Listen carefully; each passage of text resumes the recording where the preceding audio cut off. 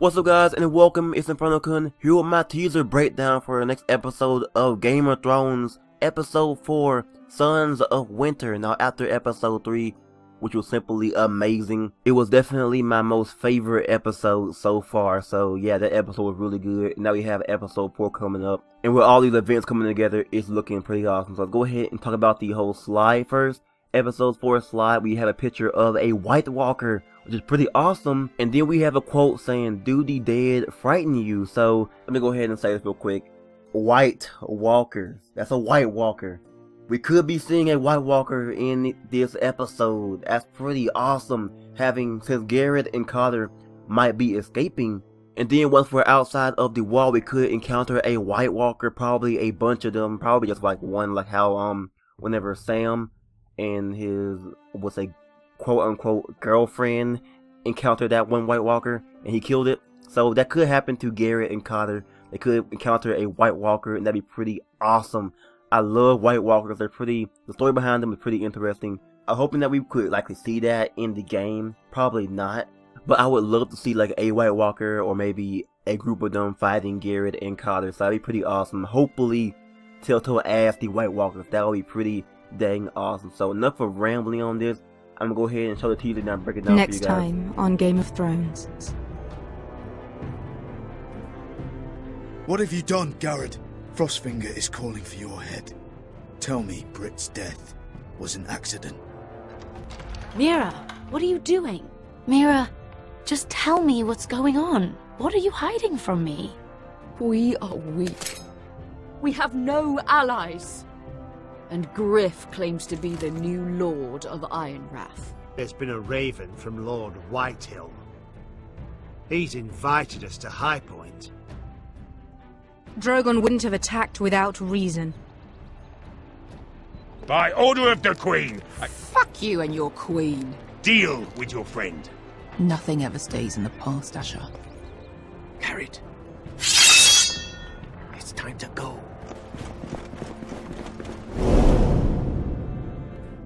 Firstly, we have Jon questioning Gared about what happened and telling him that Frostfinger is calling for his head because obviously killing a brother is kind of treason to the Night's Watch. So definitely going to be in some huge trouble here now.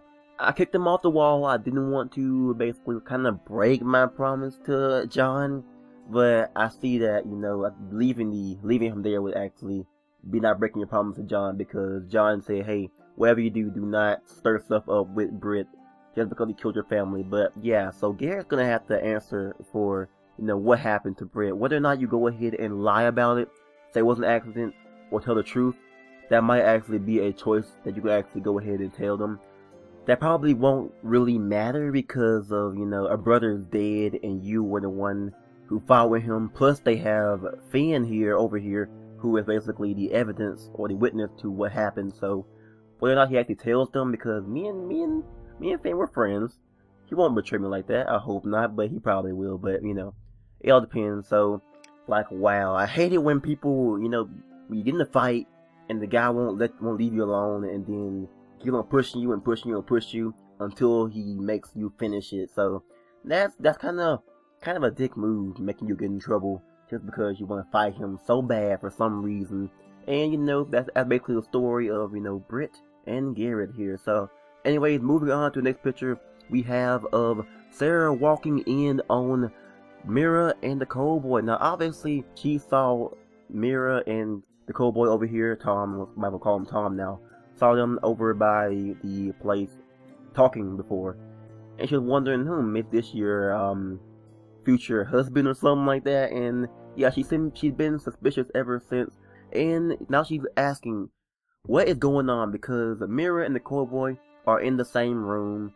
Now she's like, this is getting pretty like suspicious now. So whether or not you tell her or avoid it might be a choice. Now for the most part, it's kind of getting confusing because like she's like, from Sarah's perspective, this is a Cold Boy, no one who has nothing important in his life, and she's like, why is the handmaiden of Marjorie Tyrell hanging out with a Cold Boy?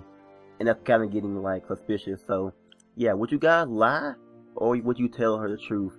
I probably won't, depending on what the truth is, because I won't tell her about all our awful adventures. I won't tell her that. I would no way in my life tell her that. Just kind of like, I want to, because she's like my best friend. She's the only person I can trust in King's Landing. Plus, it's kind of like you have two friends, and the friends questioning your trust with this other friend, and then you kind of like, oh, which friend should I appeal to? And it's kind of getting like that. Now, I really like Sarah. She's a pretty interesting character. She's like one of my best friends in King's Landing. It might actually ruin this because of Tom over here, who keeps on going like, he keeps on helping me out. And I need Tom and I need Sarah because she's my best friend. She's keeping keeping me here with Marjorie, basically because she wants to get rid of me. So we'll see about that. I really hope we can actually sell this out, have some pretty equal terms, be like, hey, he's just a friend, and probably have, you know, Sarah understand that. But we'll see about that. It's getting pretty complicated and and now Sarah's getting to that point where she's like, my friend is hiding stuff from me and it involves this guy. So it's getting like that now. So tell me your thoughts on Sarah. I know people think she's pretty annoying on the forums mostly. She's pretty annoying a little bit, but most of the part she's just a friend. She has a lot of fantasies, and you know, that's what I think about her. So anyways, moving on, we have the next image of basically Lady Forrester talking about how the Forresters are weak and they have no allies, and now Griff is becoming the new Lord of Ironrath. Now this is really a troubling time for the Forresters. Now let's go ahead and go to the first thing. We have the picture we have of Rodrik grabbing the Lord Forrester sword. Now, if you haven't watched my Rodrik the Ruined video, go ahead and watch it. I think I did a pretty good job on that video explaining about how will Rodrik ever be able to pick up a sword again and fight and have his wound completely healed up, no more falling down, no more cane, no more getting pushed around by these soldiers anymore, just taking the fight back, wearing his armor, grabbing his sword, and getting back to fighting condition. Can he do it? That's the real question, because I'm tired of getting pushed around by the White Heels. They've been pushing me around long enough. I'm tired of it, and I want to fight back. Now, this is the first step. Grabbing the Lord Forrester's sword is the first step that Rodrik might be taking to actually getting back into shape, in his fighting shape. Now, whether or not that actually happens, because he's still pretty much banged up because he has to use that cane steel. His arms pretty much in that cast steel, and lots of problems. So will he be able to actually get back to fighting, actually go ahead and duel with Griff Whitehill? That'd be amazing. I would love that. Rodrik versus Griff in a sword fight. Thumbs up if you want that. That'd be pretty awesome. But anyways, we'll go ahead and move on. Can Rodrik actually get back to fighting? That's my question to you. Go ahead and comment down below your answer. Anyways, let's go ahead and move on to the We Have No Allies, and showing basically Elena Glenmore. I also made a video about this, the Glenmore becoming a potential ally to the Forresters. Now you see we have Elena coming up in a very sad tone, probably some bad news. Now in my let's play, I secured the betrothal after replaying it, and I got that, so that's my choice right there. And it still says we have no allies. Now whether or not Elena still comes up and offers her army could be a thing, it could happen, but what if something goes wrong and maybe, you know, it doesn't really matter at all? That'd be pretty bad in a choice standpoint. I hope that isn't the case, because having our choices not matter here would be pretty bad. So let's go ahead and think about that now.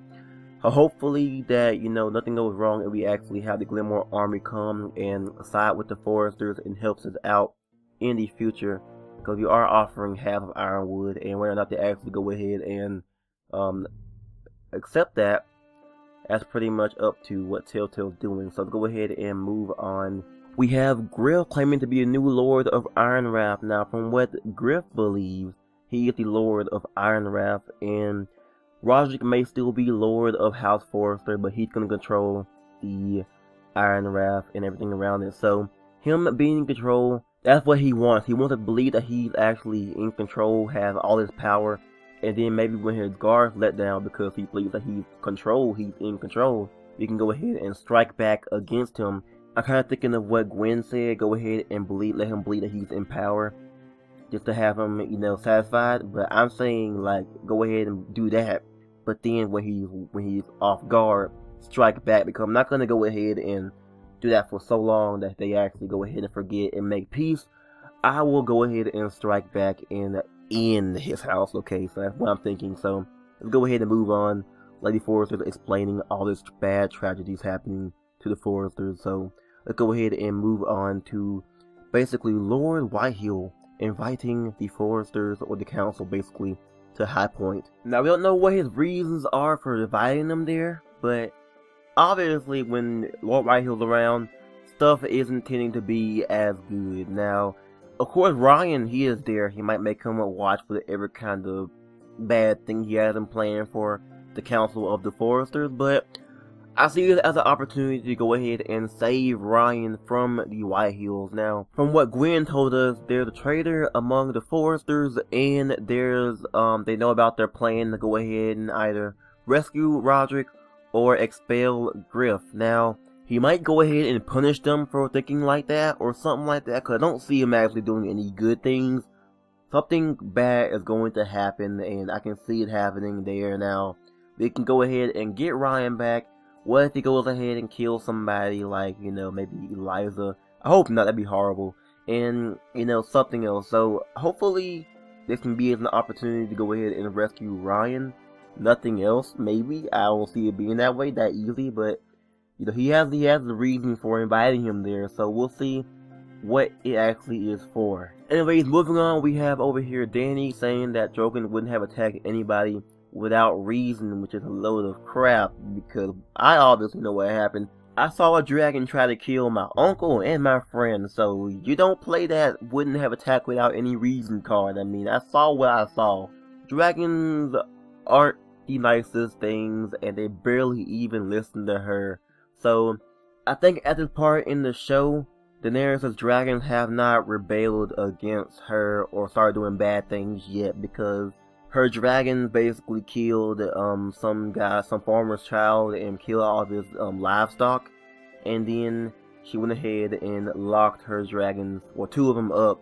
Except Drogon, he's still out, so we haven't got there yet, so she doesn't know that her dragons are starting to mature and start to doing bad things yet. So I hope it doesn't affect, Asher getting the Sellsword army, because Daenerys get pretty mad when you assault her children.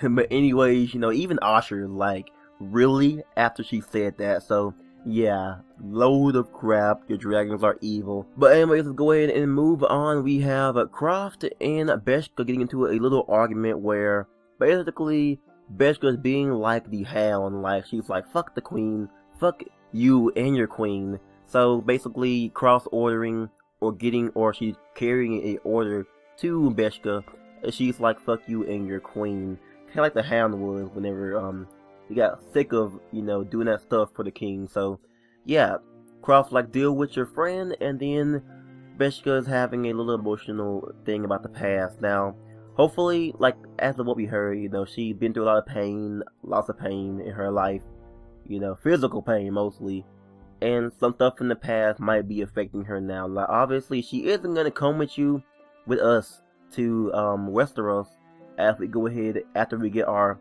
Sellsword army. So maybe some stuff for Croft in the past, or maybe something else in the past,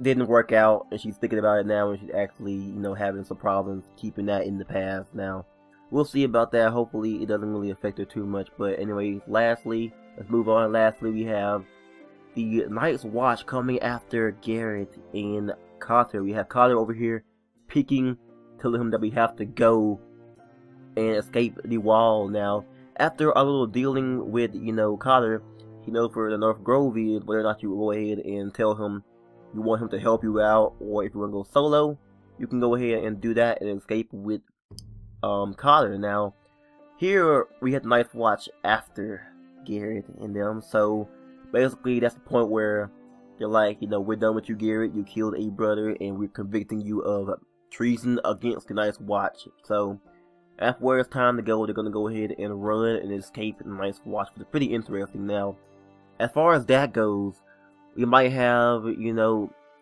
it might be pretty weird. We could run into some wildlings with Cotter because he is a wildling, so that could happen. And obviously, you know, me, I trust Cotter kind of. I know it's kind of weird to trust somebody in Game of Thrones, but I trust him.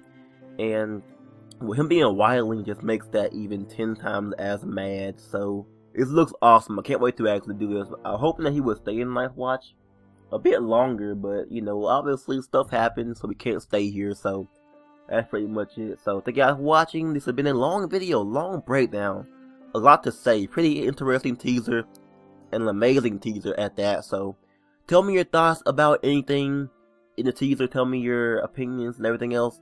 This has been InfernoKun. Be sure to leave a like if you guys did enjoy, and subscribe for more. And I'm out.